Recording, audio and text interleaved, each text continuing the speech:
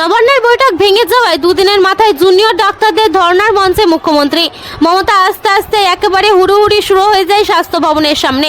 বেশ কিছুক্ষণ মাইক হাতে নিয়ে কিছু বলার চেষ্টা করলেও চেঁচামেচির মধ্যে বেশ খানিকটা বেগ পেতে হয় মমতাকে। যদিও তার মধ্যে একের পর এক পদক্ষেপের কথা বললেন মমতা। স্পষ্ট জানিয়ে দেন সব হাসপাতালে রোগী কল্যাণ সমিতি ভেঙে ফেলা হচ্ছে, রোগী কল্যাণ সমিতি ভাঙছে আরজি করেও। একবার বললেন যদি কেউ সত্যিই দোষী হয় তাহলে দোষীরা শাস্তি পাবে। দোষীরা কেউ আমার বন্ধু নয়, কেউ আমার শত্রুও নয়। আপনারা যারা ভাবছেন কেউ আমার বন্ধু, আমি তাদের চিনিও না, জানিও না।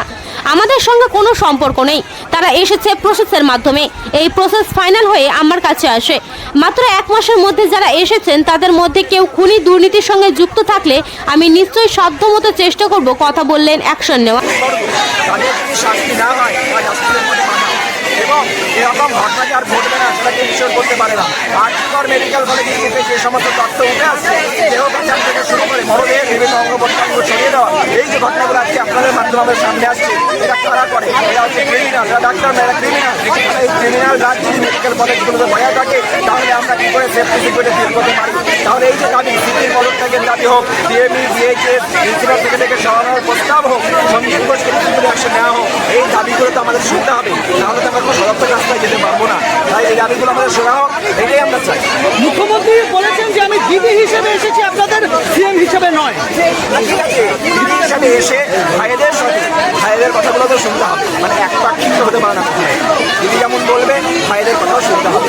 ভাইদের যে দাবিগুলো, যে দাবি নিয়ে আজকে 36 দিন ধরে আমরা এখানে বসে আছি, সেই দাবিগুলো শোনা হোক, এটাই আমরা বসে। মুখ্যমন্ত্রী বলেছেন যে আমাকে একটু সময় দিন, কি বলবো, সময় চেয়েছেন মুখ্যমন্ত্রী। আমরা 35 দিন ধরে বসে আছি, তাহলে একজন দিদি হিসাবে 35 দিন ধরে রোদ, জল, ঝড়, বৃষ্টি উপেক্ষা করে আমরা এখানে বসে আছি। 14ই আগস্টের হামলা আমরা কাটিয়ে এসেছি। তাহলে এই সহানুভূতিটা আমার মনে আরও আগে হলে আরও ভালো হতো। যাই হোক, দেরিতে হলেও তিনি যে এসছেন ওয়েলকাম জানাই, কিন্তু আমাদের দাবিটা তো শুনতে হবে। যত দ্বিপাক্ষিক, একপাক্ষিক তো কোনো হতে পারে না, দ্বিপাক্ষিক বিষয়। লাইভ স্ট্রিমিং এর দাবি কি একই রকম থাকছে? আমরা তো বারবারই বলছি এই লাইভ স্ট্রিমিংয়ের দাবি তো আমাদের নয়, এটা তো মমতা ব্যানার্জি ওনারই দেওয়া। 2019 সালে যখন পরিবার ঘটনা বলে তিনি তো বলেছিলেন যে কোনো হাইড অ্যান্ড সিক নেই, দাদা ভাইয়ের মধ্যে কথা হবে, দাবি নিয়ে আলোচনা হবে। তাহলে এর মধ্যে তো হাইড অ্যান্ড সিকের কিছু বিষয় আমরা দেখতে পাচ্ছি না। দাবিগুলো আমরা আগেই দিয়ে রেখেছি খোলাখুলি। এখানে তো প্রশ্ন হচ্ছে দাবিটা মানবেন কি মানবেন না, এটাই নিয়ে প্রশ্ন। এটা নিয়ে তো কোনো, আমি তো দেখছি না যে এখানে কোনো কলা কৌশলগত কোনো কথা এখানে হবে। এখানে কলা কৌশলগত রণনীতিগত কথাগুলো তো হবে না। এখানে স্পষ্ট করে আমরা দাবি রাখবো, উনি সেটা পারছেন না কেন, পারবেন কি পারবেন না সেটা বলুক। যদি না পারেন তাহলে কেন পারছেন না সেটার পিছনে কী কথা আছে সেটা আমাদের খুলে বলুক। অনেক কারণ থাকতে পারে, তার পাল্টা যুক্তিটা আমরা দেবো। তাহলে এই কথোপকথনটা আজকে আপামর বাংলার সবাই তো শোনার অধিকার আছে। ফলে আমার মনে হয় না যে লাইভ স্ট্রিমের বিষয়টা আপনারা এতটা করছেন, সরকার থেকে এটা কোনো বড় বিষয় হয়ে দাঁড়াবে বলে আমার তো মনে হচ্ছে ব্যক্তিগত। মমতা ব্যানার্জি তারপর কি মানে অগ্রগতিটা কি ঘটলো? আলোচনায় বসতে চেয়েছেন, প্রথম যে দুটো মেল এসেছিল সেই দুটো মেলে তো কোথাও ছিল না। দ্বিতীয় মেলে উনি বসতে চেয়েছিলেন, আমরাও নবান্ন গিয়েছিলাম, কিন্তু সেটা সেই বৈঠক সফল হয়নি। আজ মাননীয় মুখ্যমন্ত্রী এসছেন, আমরা সেটাকে ওয়েলকাম করছি, আমরা আলোচনা করতে পারি।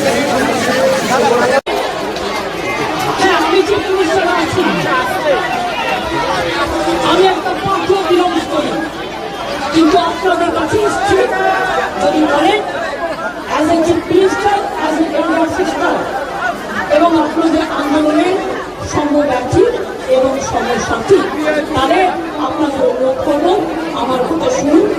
আগেও আপনাদের সমস্যা আমি সমাধান করেছি এবং আবার আমি করার চেষ্টা করবো। আমাকে একটু সময় দিন। ভালো থাকুন, সুস্থ থাকুন।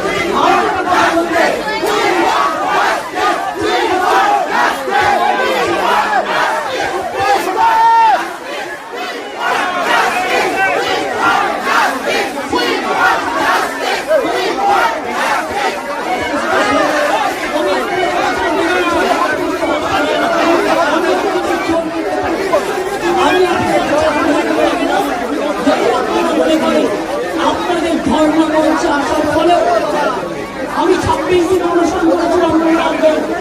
সিপিএম গভর্নমেন্ট ছিল পাওয়ারে, একদিনের জন্য কেউ আমাকে কথা বলতে আসেনি, কিন্তু তা সত্ত্বেও আমি এসেছি। তার কারণ আমি মনে করি আপনাদের কাছে আসা মানে এটা নিজেকে ছোট করা নয়, এটা নিজেকে বড় করা।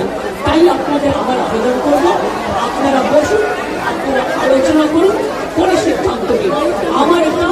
লাস্ট চেষ্টা আপনাদের জন্য করে গেলাম। বাদ বাকিরা যদি আমার উপর ছেড়ে দেন, আপনারা জাস্টিস পাবেন, আপনারা ইনজাস্টিস হবে না, এটুকু আমি বলতে পারি। অনেক ধন্যবাদ, নমস্কার এবং